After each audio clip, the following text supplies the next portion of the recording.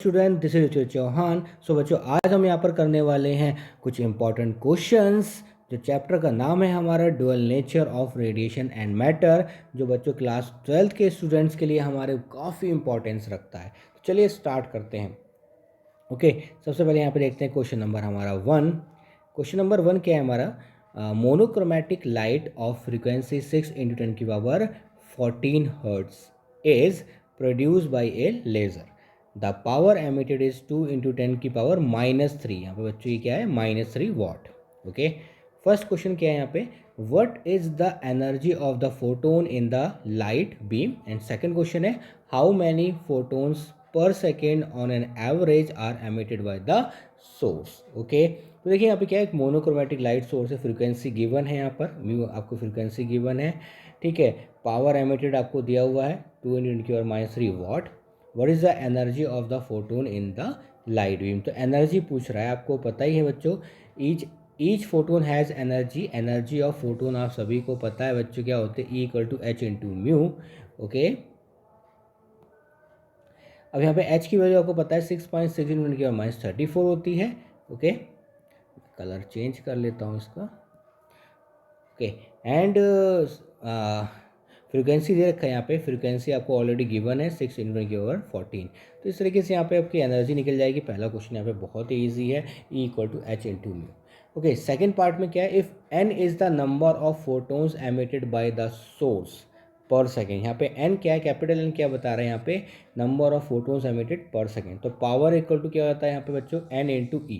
तो क्या बच्चों, पावर का आपको पता ही है पहले से ही, पावर क्या होता है यहाँ पे? ठीक है, rate of flow of energy, मतलब एनर्जी पर यूनिट टाइम। अब यहाँ पे n क्या है? यहाँ पे n का मतलब यहाँ क्या है? नंबर ऑफ फोटोन्स एमिटेड पर सेकेंड, मतलब टाइम से यहाँ पे ऑलरेडी डिवाइड ही हो रहा था। इसका मतलब ये क्या है? एक तरीके की एनर्जी, ठीक है। तो P = N × E आप यहाँ पे लिख सकते हैं। E is the energy. Then यहाँ से आप n की वैल्यू निकाल सकते हैं, N = P/E। Power already given है 2 × 10⁻3, और एनर्जी अभी अभी आप लोगों ने कैलकुलेट की है, ये रही आपकी एनर्जी 3.98 × 10⁻19। ये आगे इस तरीके से हम सॉल्व करेंगे तो ये आ जाएगा आपका 5 × 10⁻15 फोटोन्स पर सेकेंड। ओके, चलिए सेकेंड क्वेश्चन पे आते हैं बच्चों। सेकेंड क्वेश्चन हमारा क्या कह रहा था? The work function of caesium is 2.14 electron volt. Find the threshold frequency for cesium, and second part, B part, the wavelength of the incident light if photocurrent is brought to zero by stopping potential of 0.60 volt. Okay, तो work function दे रखा है यहाँ पे। तो work function को आपने phi not से represent किया, कितना गिवन है? 2.14 इलेक्ट्रॉन वोल्ट। ओके, गिवन है। उसके बाद क्या दे रखा है? द थ्रेशोल्ड फ्रिक्वेंसी, अच्छा फाइंड करनी है threshold frequency. For threshold frequency the energy E = क्या होता है बच्चों? H/μ0 of the incident radiation is equal to the work function. तो आपको पता ही है work function is equal to H/μ0। Okay, यहाँ से μ0 की वैल्यू आप, मतलब यहाँ पे μ0 क्या होता है? यहाँ पे threshold frequency. μ0 = work function divide by H। Work function 2.14 electron volt है। H की वैल्यू आपको वेल नोन है, 6.6 × 10⁻34 होती है, और जूल सेकेंड। तो यहाँ पर इलेक्ट्रॉन वोल्ट को हमने क्या किया बच्चों? यहाँ पर हमने जूल में कन्वर्ट कर लिया है। तो कैसे करते हैं? 1.6 × 10⁻19 से मल्टीप्लाई करके। ओके, इसको फिर आप यहाँ पे सॉल्व कर लेंगे, ये आ गई आपकी थ्रेशोल्ड फ्रिक्वेंसी। नेक्स्ट उसी क्वेश्चन में आपको आगे क्या पूछा है? सेकेंड पार्ट में जो बी पार्ट है आपका, the wavelength of incident light if photo current is brought to zero by a stopping potential of 0.60 volt. ठीक है, तो वेवलेंथ और पूछ रहा है। ओके, तो यहाँ पे क्या है? The photo current reduces to zero. कब जीरो होता है बच्चों photo current? When maximum kinetic energy of the emitted photons is equal to EV0। ठीक है, तो यहाँ पर जो रिटार्डिंग पोटेंशियल मतलब होता है, उसको आप इलेक्ट्रॉन से अगर आप मल्टीप्लाई करते हो तो एक तरीके कैसे, तो रिटार्डिंग एनर्जी हो गई। ठीक है, तो ये जो काइनेटिक एनर्जी जो मैक्सिमम होती है वो किसके बराबर होती है? वो फॉर्मूला पता है, H/μ - φ0। ठीक है, ये फॉर्मूला है आपका। मैक्सिमम काइनेटिक एनर्जी आपकी किसके बराबर हो सकती है? आपकी EV0। ओके, V0 यहाँ पे स्टॉपिंग पोटेंशियल होता है, और म्यू की जगह आप कह सकते हो म्यू = क्या होता है बच्चों? म्यू = क्या होता है? C/λ। तो आपने यहाँ पे म्यू की जगह C/λ लिख लिया है, ये रहा। एंड माइनस का φ0, यहाँ से आपने क्या किया? Sc/λ एक तरफ दिया, φ0 को आप यहाँ ले गए, तो EV0 + φ0। ठीक है। यहाँ से आप लैम्डा की वैल्यू फाइंड आउट करिए, lambda equal to H C ऐसे ही रखा, ई वी नॉट प्लस 5 आपने क्या कर दिया, नीचे ले गए, तो ये आ गया। यहाँ पे एच की वैल्यू रखी है, 3 की वैल्यू 3 इंटू 8 होती है, ई की वैल्यू ई वी नॉट यहाँ पे दे रखा है, यहाँ पे कितना 0.6 इलेक्ट्रॉन वोल्ट यहाँ पे दे रखा है आपको, यहाँ पे देखिए आप उसको क्वेश्चन में कितना है, स्टॉपिंग पोटेंशियल कितना दे रखा है 0.6। तो यहाँ पे आप वी नॉट की जगह आप क्या लिख सकते हो 0.6, और इलेक्ट्रॉन की जगह तो इलेक्ट्रॉन रहेगा ही, ठीक है। और यहाँ पे आपका वर्क फंक्शन 2.14 इलेक्ट्रॉन वोल्ट दे रखा है, तो यहाँ पे दोनों को आप ऐड कर दो 2.74 इलेक्ट्रॉन वोल्ट, और इलेक्ट्रॉन वोल्ट को आप यहाँ पे फिर से कन्वर्ट कर लेंगे किस में, जूल में। तो 1.6 इंटू -90 से मल्टीप्लाई कर देंगे एंड आपका आंसर कुछ ऐसा आ जाए, ये वेवलेंथ आ गई आपकी। तो ये अच्छा क्वेश्चन था बच्चों, आ सकता है बोर्ड में। थर्ड क्वेश्चन देखते हैं यहाँ पे, what is the de Broglie wavelength associated with an electron accelerated through a potential difference of 100 volt. तो डी ब्रॉगली वेवलेंथ पूछ रहा है यहाँ पे, तो लैम्डा इज इक्वल टू क्या होता है 1.227 नैनोमीटर, एंगस्ट्रॉन में भी आप लिख सकते हो उसे 12.27 एंगस्ट्रॉन, और divide by under root V. V यहाँ पे आपका वो पोटेंशियल है, और पोटेंशियल की वैल्यू आपको ऑलरेडी यहाँ पे दे रखी है, यहाँ पे क्या दे रखी है, वी इक्वल टू आपका 100 वोल्ट है। तो ये आगे आपका सीधे सीधा आप आंसर निकाल सकते हैं, कोई दिक्कत नहीं है। वी गिवन है यहाँ पे 100 वोल्ट। फोर्थ क्वेश्चन पे आ जाते हैं, a particle is moving 3 times as fast as an electron. देखो बच्चों, एक पार्टिकल है जो 3 टाइम्स फास्ट कर रहा है इलेक्ट्रॉन के वेलोसिटी से। The ratio of de Broglie wavelength of the particle to the electron is this. तो ये वेवलेंथ की मतलब जो डी ब्रॉगली वेवलेंथ उसकी रेशियो दे रखा है। The mass of the particle is this, ये दे रखा है, मास ऑफ इलेक्ट्रॉन यहाँ पे दे रखा है, ठीक है। Let the de Broglie wavelength of a moving particle having mass m and velocity v is this. अब देखो बच्चे यहाँ पे क्या पूछ रहा है, a particle is moving 3 times as fast as an electron. एक पार्टिकल को ही मान लिया, अब उस पार्टिकल को हमें कोई एक पार्टिकल मान लिया, और मान लिया उस पार्टिकल का मास क्या है बच्चों, m है, और उसकी वेलोसिटी v है, और उसका क्या दे रखा था, ratio of the de Broglie wavelength of particle to that of the electron. दूसरा पार्टिकल क्या है, इलेक्ट्रॉन, तो दोनों का रेशियो दे रखा है, ठीक है, ओके।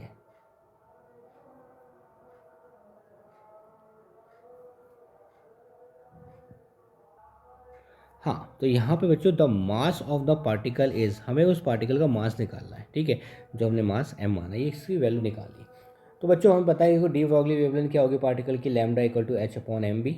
यहाँ से m निकाल सकते हैं, m इक्वल टू क्या हो जाएगा, h upon lambda multiply by v. देखो लैम्डा यहाँ नीचे आ जाएगा, आपको देख सकते हो लैम्डा यहाँ आ जाएगा और m इधर चला गया, ठीक है।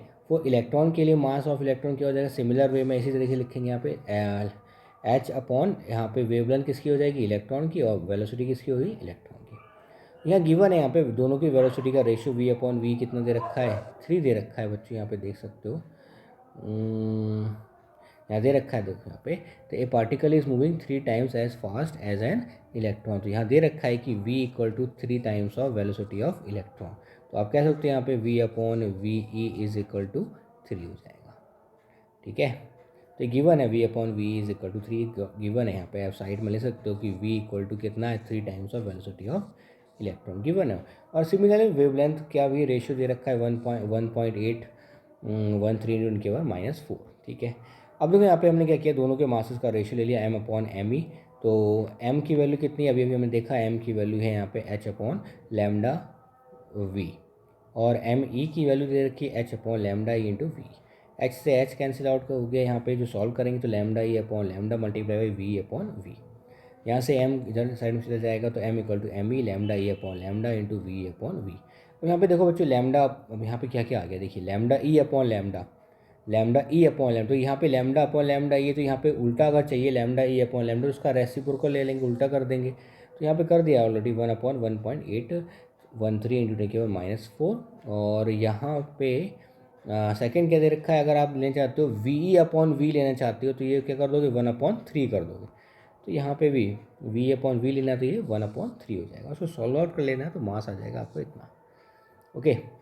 नेक्स्ट क्वेश्चन करते हैं, why are de Broglie wave associated with a moving football not visible. तो यहाँ पे देखो बच्चों, जो फुटबॉल जो होती है उसकी जो उससे रिलेटेड जो वेव होती है वो हमें मतलब विजिबल क्यों नहीं होती, मतलब जैसे कहा गया कि जो एक पार्टिकल है उसमें भी वेव नेचर है, फुटबॉल में ऐसा नेचर दिखता क्यों नहीं, क्योंकि उसमें कोई वेव लेंथ हमें नज़र नहीं आती, ओके। ऐसा क्यों होता है, तो यहाँ पे देखिए हमें यहाँ पे फॉर्मूला में पता है lambda equal to H upon m b and mass of the football is large, so the de Broglie wavelength lambda is very small. देखो यहाँ पे क्या है, ये जो लैम्डा है इन्वर्सली प्रोपोर्शनल है बच्चों मास के। तो अगर मास बहुत ज़्यादा हो जाएगा, क्योंकि फुटबॉल का मास आप देख सकते हो इलेक्ट्रॉन से तो बहुत ज़्यादा होता है, तो उस केस में इसकी वेवलेंथ काफ़ी कम हो जाएगी, जो सिग्निफिकेंट नहीं होगी। मतलब आप उसको मेज़र नहीं कर सकते, आप नेकेड आंख से देख नहीं सकते आप।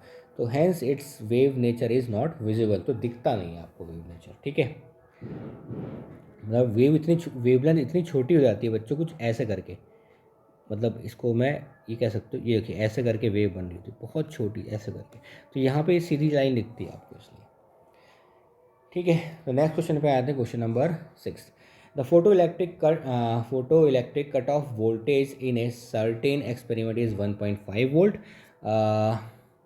What is the maximum kinetic energy of photo electrons emitted. तो क्वेश्चन नंबर 6 में तो मैक्सिमम काइनेटिक एनर्जी कितना होता है, ई वी नॉट। यहाँ से आपको क्या पूछ रहा है, मैक्सिमम काइनेटिक एनर्जी पूछ रहा है।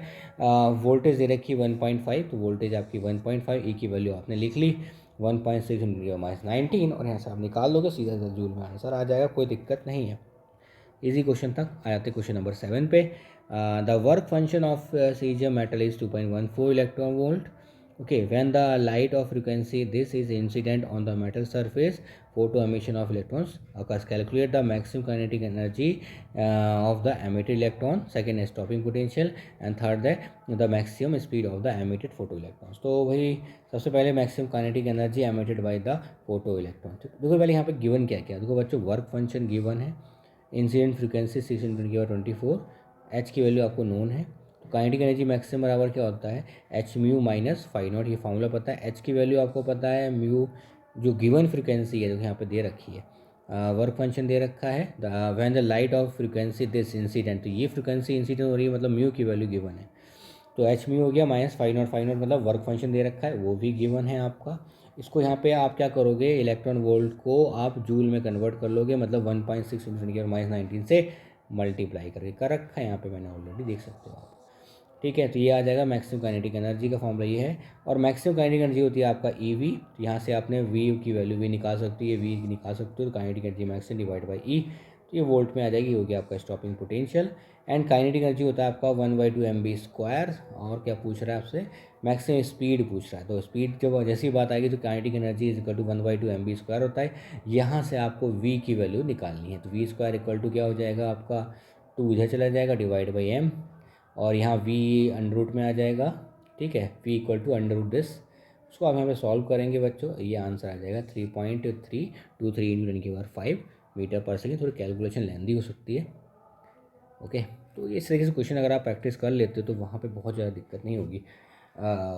नेक्स्ट क्वेश्चन है हमारा, the wavelength of light from the spectral emission line of sodium is this, find the kinetic energy at which the electron would have the same D Broglie wavelength. Okay, अब यहाँ पे क्या क्या given है, तो lambda दे रखा है आपका, ठीक है। मास ऑफ इलेक्ट्रॉन, क्योंकि यहाँ पे इलेक्ट्रॉन की बात हुई है।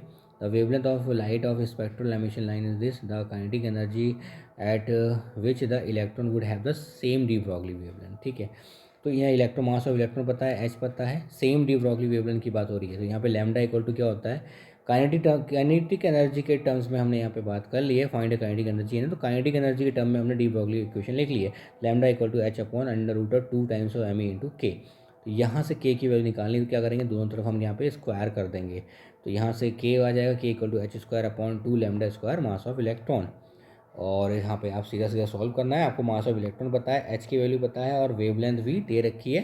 कितनी है वेवलेंथ, 590 नैनोमीटर। तो 590 नैनो का मतलब 10⁻⁻9, 10⁻⁻9। यहाँ सॉल्व करना है, काइनेटिक एनर्जी आपकी आ जाएगी। नेक्स्ट क्वेश्चन नंबर 9 पे आ जाते हैं, the de Broglie wavelength associated with an electron accelerated through a potential difference of V is lambda, दे रखी है। What will be its wavelength when the accelerated potential is increase to 4 volt. तो कह रहा है कि भाई अगर वी है जब आपका पोटेंशियल डिफरेंस, तो आपका लैम्डा आ रही है वेवलेंथ। अगर यहाँ पर अगर हम वेवलेंथ क्या होगी अगर पोटेंशियल को आप 4 वोल्ट कर दो, एक्सलेटिंग पोटेंशियल को, तो आपको पता है lambda is inversely proportional to 1/√v। अब यहाँ पे क्या करेंगे, अगर on increasing the accelerating potential from v to 4v, the de Broglie wavelength becomes lambda to lambda by 2। सीधी सी बात है, जो वेवलेंथ है वो इन्वर्सली प्रोपोर्शनल है पोटेंशियल के। तो अगर आपने पोटेंशियल क्या कर दिया बच्चों, 4 टाइम्स ऑफ वी, तो क्या हो जाएगा 1/2 times of under root of v. तो वी तो 1/√v पहले ही था, तो ये 1/2 और आ गया। तो यहाँ पे क्या हो जाएगा, लैम्डा जो वेवलेंथ क्या हो गई आपकी पहले के मुकाबले क्या हो गई, λ/2 हो गई। ठीक है, नेक्स्ट क्वेश्चन पे आते हैं। ऐसे क्वेश्चन आ जाते हैं बच्चों, छोटे क्वेश्चन आ जाते हैं। कैलकुलेट द मोमेंटम और b part de Broglie wavelength of the electron accelerated through a potential difference of 56 volt. तो वी दे रखा है, इलेक्ट्रॉन है तो इलेक्ट्रॉन का चार्ज पता है आपको, मास ऑफ इलेक्ट्रॉन ही पता है। Kinetic energy 1/2 m mass of electron into v square. अब यहाँ से आपने काइनेटिक एनर्जी की वैल्यू भी पता है, kinetic energy equal to e v होता है। और अगर यहाँ पे ई वी ई की वैल्यू रख सकते हो और वी की वैल्यू ऑलरेडी दी हुई है।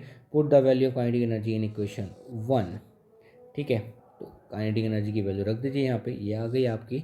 और आपने 1/2 mass of electron into v square, यहाँ से आपने वी की वैल्यू निकाल ली। फिर मोमेंटम निकालना है, तो मोमेंटम बराबर क्या हो जाएगा, mass of electron multiply v. और यहाँ से सीधे आप निकाल सकते हो, कोई दिक्कत नहीं। उसके बाद वेवलेंथ पूछ रहा है, तो लैम्डा इक्वल टू क्या हो जाएगा 12.27 angstrom upon under root v. तो आपको वी की वैल्यू ऑलरेडी गिवन है 56। ओके, तो इसको आप यहाँ पे सॉल्व कर लेंगे, कोई दिक्कत नहीं है। नेक्स्ट आ जाइए क्वेश्चन नंबर 11 पे। Two metals A and B, ये इंपॉर्टेंट क्वेश्चन है। Two metals A and B have work function 2 electron volt and 4 electron volt respectively. Which metal has lower threshold wavelength for the photoelectric effect? किसकी threshold voltage threshold wavelength किसकी कम होगी? ठीक है, lower. अब work function दे रखा है, तो आपको वर्क फंक्शन का फॉर्मूला पता है, phi not equal to H mu not.